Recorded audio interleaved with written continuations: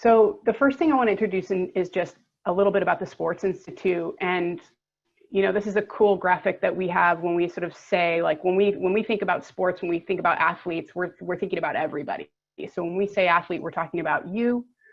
There is a bit of a sports sort of vibe to today's webinar, and that's the sort of perspective we're coming from is from our mission of expanding participation and safety in sports. So factor that in as you go, but for today's conversation, we're looking specifically at physical activity and how physical activity affects young people and what we can do as educators to create more opportunities for kids to be active.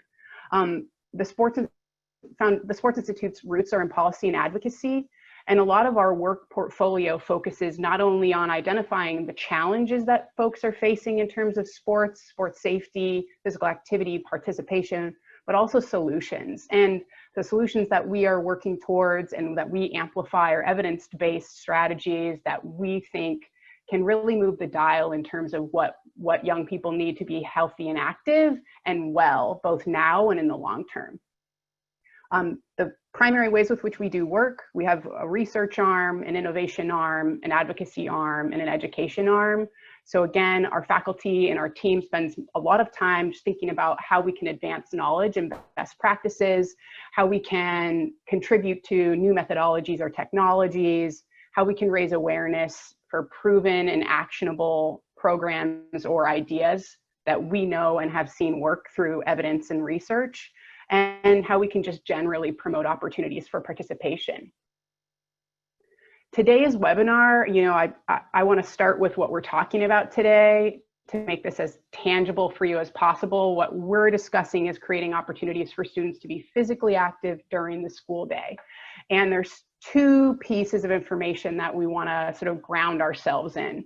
The first one is we in the state of Washington and many folks around the country, we're in a challenging time, and we can't change many of the things that make home or remote learning really tricky and difficult for students and for educators, but we can put one proven idea into work, and that's scheduling time for children and teachers to move every day.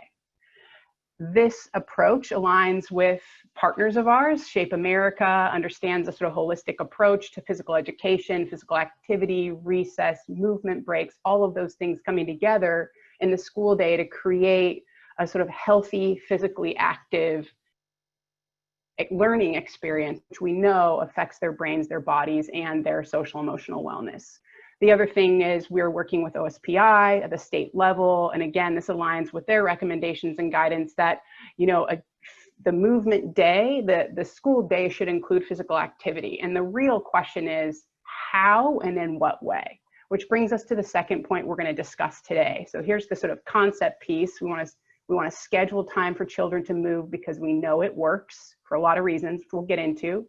And then what the Sports Institute is asking educators to do, specifically at the K-5 level, is include 15 minutes of daily physical activity as part of your remote learning plan. So just sort of take a moment, you can let that sink in for what that might mean from wherever you're coming from. I know we have parents and physical educators and administrators and teachers on the call today. So there's a pretty diverse perspective and what that might mean for you. So kind of think about what might it mean for, my colleagues, my teachers, my routine to change a little bit to include this piece. One other point I want to make about this slide is the first bullet, the scheduling time for children to move and putting this idea to work. That is a direct quote pulled from a Seattle Times op-ed that was written in May of 2020 by our director, Dr. Sam Browd, who we'll speak about in a moment, and superintendent and Dr. Susan Enfield. They teamed up to write a piece on the subject of physical activity and wellness for kids, and that was in the context of the spring time when we were all just going remote and kind of dealing with the sort of challenges to switching from in-person to remote learning. And it really holds true today, obviously, and it really grounds the content we're going to talk about for the next 20 minutes. So I'm going to back up a little bit and introduce you to our core team at the Sports Institute. You can see their credentials are significant. I intentionally included their credentials in this slide and their names because I want you to think of everyone on this slide as your teammates. We view ourselves as your teammates. We view ourselves as resources and supports for you as you go through the year and sort of consider and tackle and actualize this concept of movement during the day with your students. We're offering them up their expertise, again, now and in the future, to not only sort of share high-level concepts with you, learn from you, but also share practical applications and solutions that we think are really going to matter and make a difference for the well-being of young people. The last thing I want to mention about this slide is that if you kind of look at the fine print, our faculty really expand across many different disciplines. So it includes neuroscience, pediatrics, rehabilitation, sports medicine, research, business, engineering. So it's a really diverse group. And it's a really unique thing that this team has come together to really put their time and energy towards this concept of how can we get kids to move and move to the point of affecting their health and well-being. So given what we just discussed in terms of our team, you might be wondering why this team has come together and why this team has come together to work on this. And it really just roots in the things that you see on this slide, that we know physical activity is really beneficial for children. We know it affects their physical health, their mental health, their emotional health. And what you see on this slide are just some of the details and the ways with which that happens. And we hope that this gives you a bit more tangible structure or like information that you can work with as you sort of make the case for why physical activity should show up in your day. And for you as an educator to maybe think about protecting that physical activity time a little bit more, knowing how important it might be both for your children's physical health and their emotional health. And then I just want to draw your attention to the corner bullet, the last bullet on the right-hand side that says physical activity and academic achievement are positively correlated. And just to put a finer point on that, physical activity has been shown to benefit how children learn, how they remember, how they pay attention, how they reason, and how they perform on academic standardized tests. The benefits also extend to tests that include processing speed, memory, the ability to plan, organize, and complete tasks. It's just a really robust list of things that are obviously in the wheelhouse of what we know is happening at schools each and every day, which is that children are learning and developing new skills to make them not only sort of, again, more informed in the moment, but stronger, more proficient learners in the future. So it's really this tie, the sort of general benefits of physical activity, but the sort of undeniable connection that physical activity has an impact on learning that has brought our team to this space and has brought our team to the space of thinking about how schools can play a role in creating a culture of physical activity in their district, in their classroom, or in their school.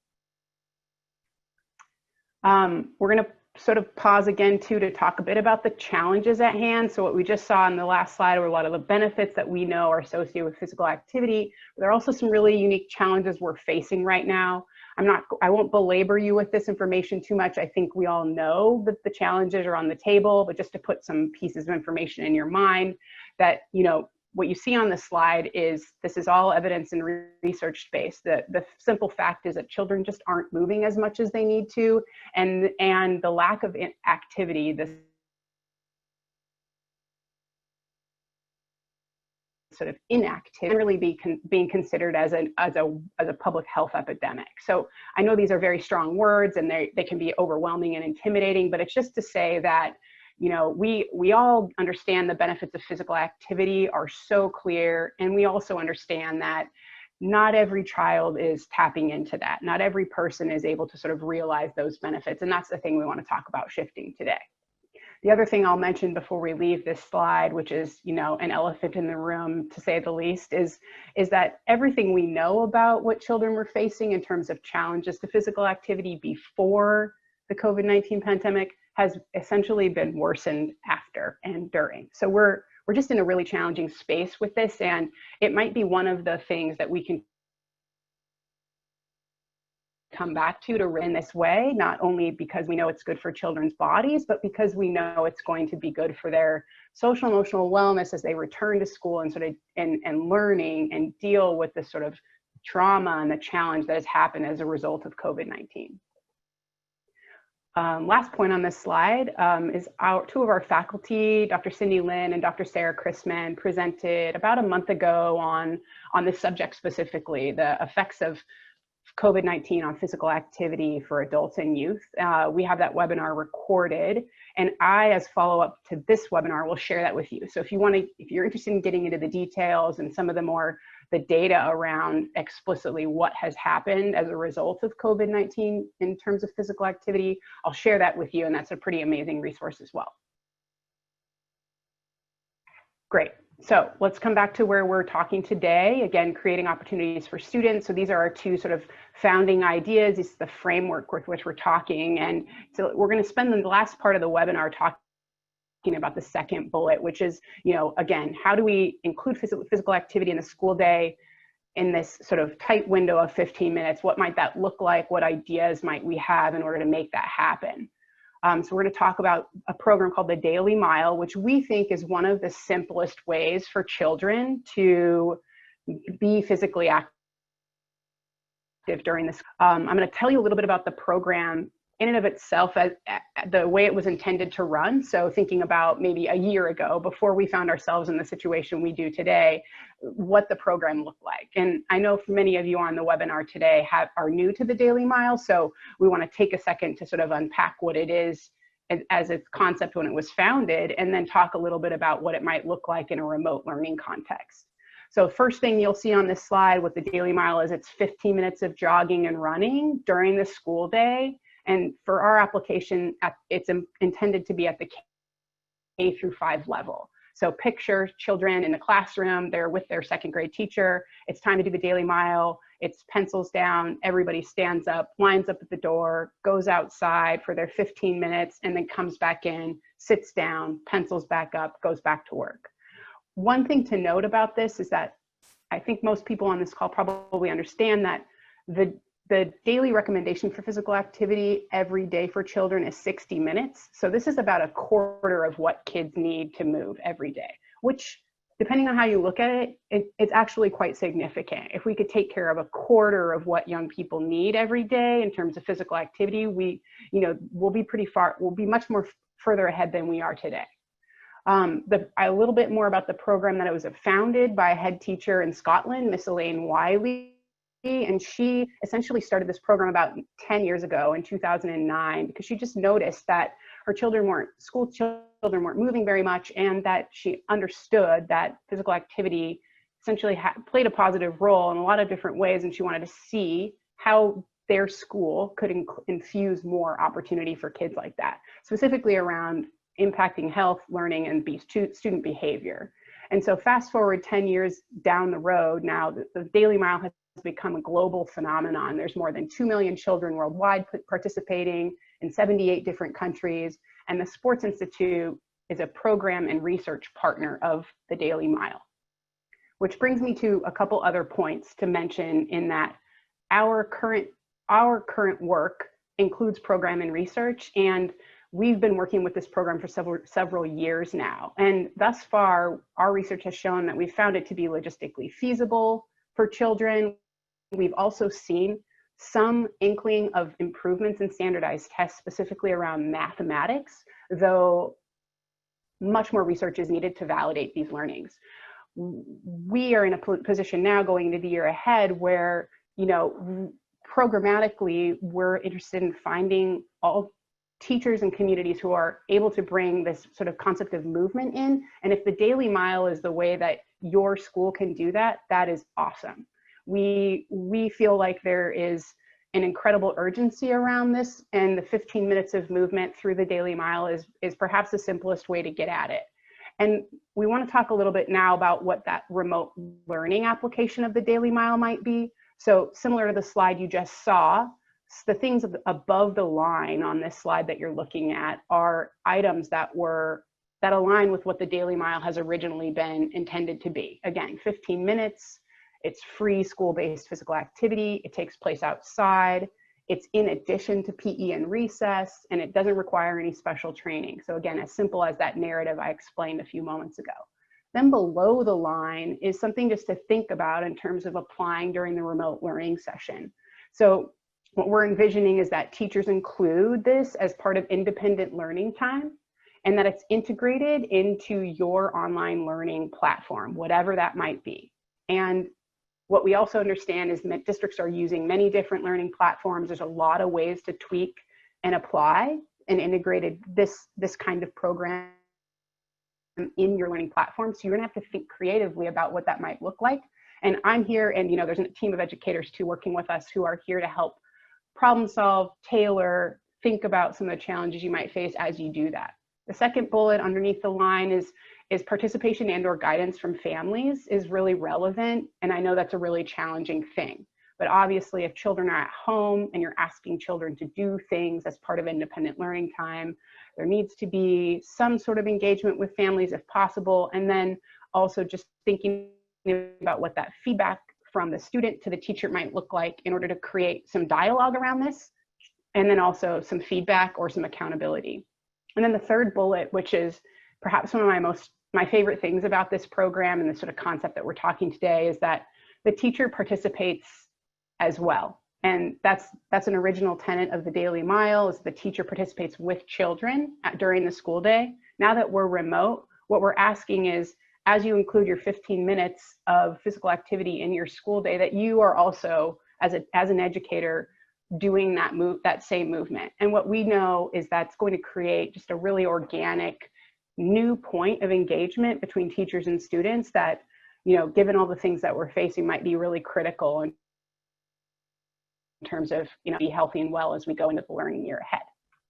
I'm going to pause and see if any questions have come up in the chat. Feel free to fire away right now. I'm just looking. Okay, cool. No questions yet. Oh, sorry about that. Okay, great.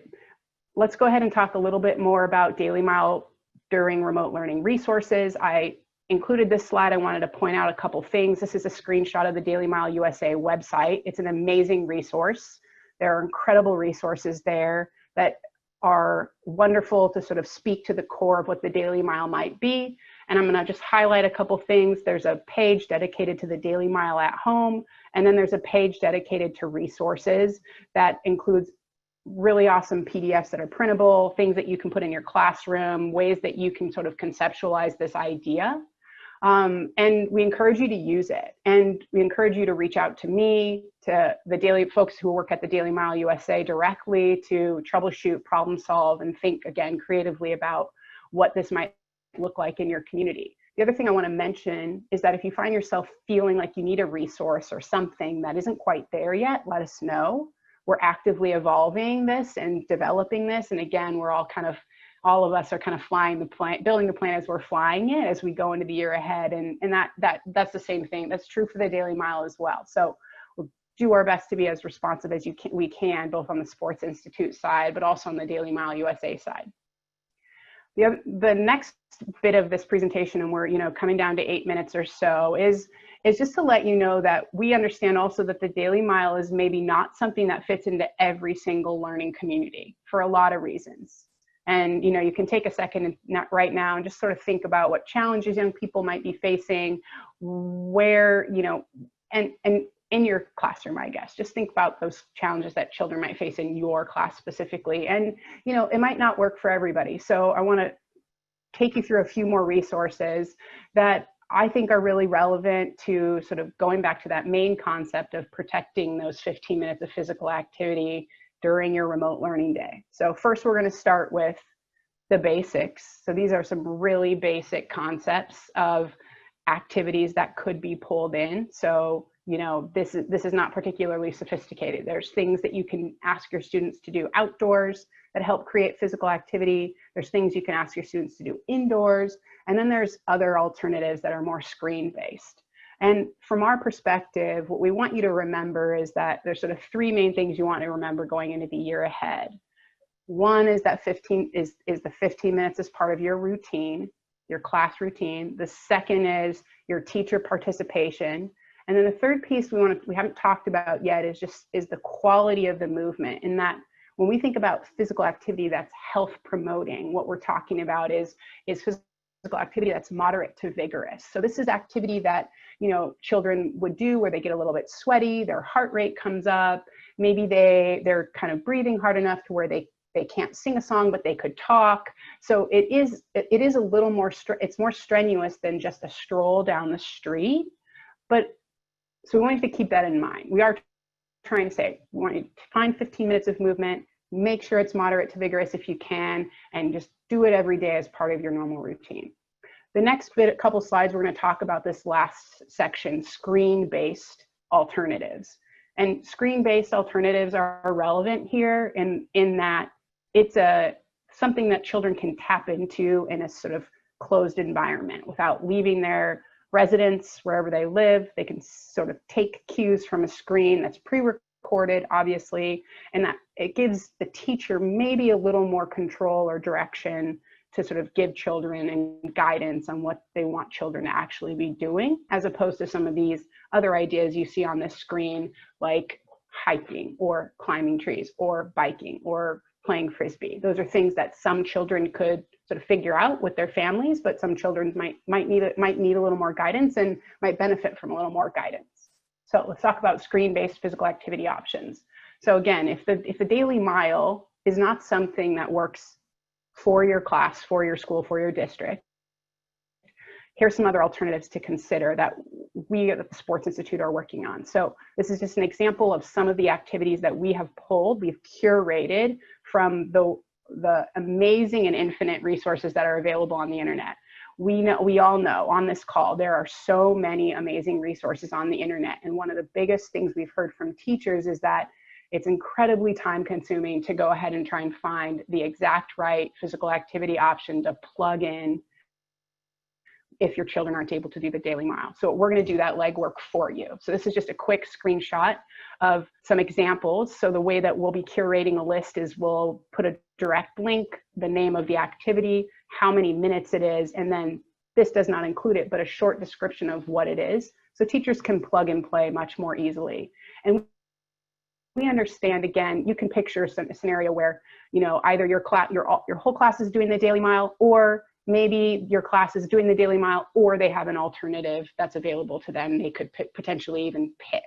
So we leave that up to you, but again, to sort of keep hitting home that main point of that 15 minutes during the day. So keep in mind that these screen-based physical activity options are a resource that's going to be developed in an ongoing way through the Sports Institute, and we'll be sharing that periodically out with our educators so that everybody has a fresh list, a fresh point of access to the resource. And if you come across physical activities that you love, that work for your students, we'd love for you to share them with us. Share them with me. They'll get integrated in, and again, puts you in a position actually to help other educators learn and benefit from your experience. So we don't all have to sort of try and try things out anew. We can gain from each other's learnings and experiences. Cool. A couple more slides here just before we conclude in the last minutes.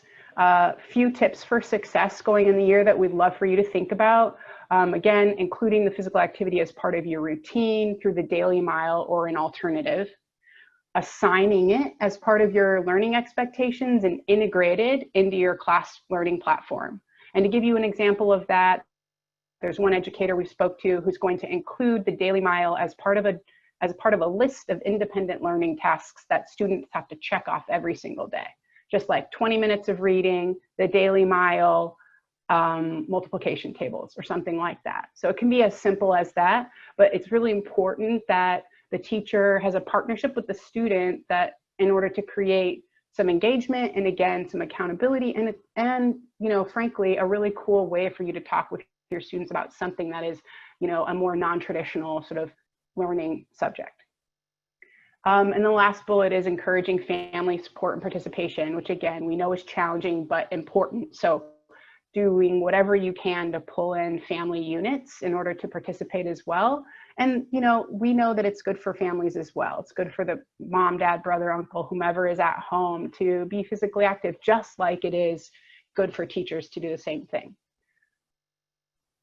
This slide I want to include just primarily for the adults in the room, though there are resources for children on this slide as well, but the Sports Institute has a resource called Exercise Anywhere, and you can search by activity. So you can search by cycling, by running, by strength. And this is all home-based exercises or exercises you can do without having a gym. So I encourage you to look at it if you are feeling the need for inspiration and workouts yourself. I check it out all the time, and you can sort of see on the left just some basic movements that you could kind of string together an exercise routine, and something as basic as that to other more sophisticated things, and all of them are low cost or free.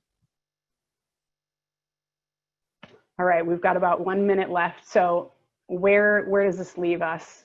So on this slide, just talking about next steps, we want to sort of say to the district administrators who are on this slide, this is something that you can implement district-wide at the K-5 level. And we really encourage you to make the case and share the concept with your colleagues, and encourage participation widespread all the way down to the principal level. For teachers, we would really encourage you to reach out to your principals, talk with them about the case and the concepts, and think about how the daily mile or 15 minutes of movement during the day fit into your school and your classroom, and enlist the support of your co-teachers as well. We know that teaching teams have had tremendous success doing the daily mile together or tackling physical activity together, and that critical mass is a huge part of this. Physical educators, I know we have many of you on the call today, and there's a huge opportunity here for you to help general educators integrate this into their learning day. You're obviously champions of movement at schools, and we know that there's a way for this kind of approach, this framework, to serve as a supplement to the goals that you already have during the school day. So think about what that might look like, and if there are ways that we can support you champion for this in your school, please let us know. And for parents, we have several parents on the call today. This is a perfect ready-made sort of conversation for you to have either with your teacher or your school principal. And parent engagement is so important. So I think that if parents are able to engage with teachers in a way that suggests that they're on the bus and on board and ready to be a participating partner, there's a really important sort of like synergy in that. And I think there's some support that the teacher's going to gain from just knowing that parents are there and that they're bought in. Last thing for this whole group, or for everybody, is that we want you to stay in touch with us. We want you to use us as resources, and we would love for you to essentially reach out anytime with things that are working and things that are hard. If you're hearing this conversation today and you're thinking, yes, I can absolutely do that, awesome, go for it. Like, let's get started tomorrow. If you're hearing this conversation today and you're thinking, oh, I have some questions, please reach out to me. And if you're hearing today's presentation, you're thinking like, no way, this is not gonna work, I'd love to hear why and talk with you a little bit further. But either way, like Sports Institute and our faculty and our staff team, we're here to have this conversation this year and in the years ahead. And we wanna hear from you, so please don't hesitate to connect with us. Here's my last slide. We're 2 minutes over, but please connect with us anytime. This is my information. I'll be following up with everybody via email with some of the resources that you saw during today's webinar, and then also with a couple other action items for those who are ready to kind of hit the ground running. So that concludes today's talk. I really, again, thank you so much for everyone for joining us. And like I mentioned, I'm going to stay on the call here for about 15 more minutes. I'll stop recording, and then we can have a discussion with anybody who wants to chat today. So again, thanks so much for joining, and I hope you all have a great afternoon.